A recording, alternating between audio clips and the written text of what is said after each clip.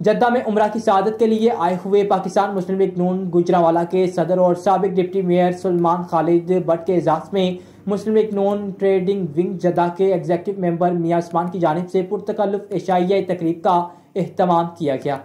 इशाइया तकरीब में बड़ी तादाद में मुस्लिम लीग नून सऊदी अरब और जद्दा बॉडी के जिम्मेदारान ने शिरकत की। इशाइया की सदारत चेयरमैन मुस्लिम लीग नून सऊदी अरब चौधरी अकरम गुजर ने की।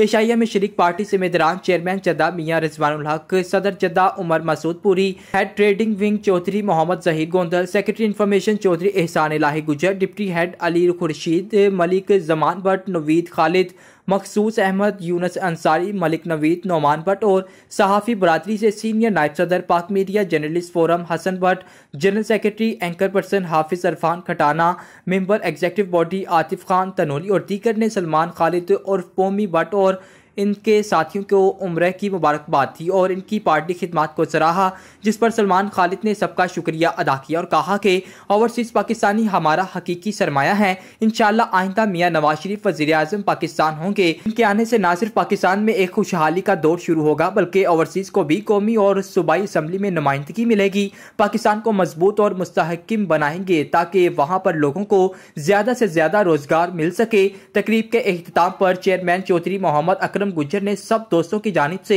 सलमान खालिद का शुक्रिया अदा करते हुए कहा कि आपकी जद्दा आमद हमारे लिए बाइस फख्र है।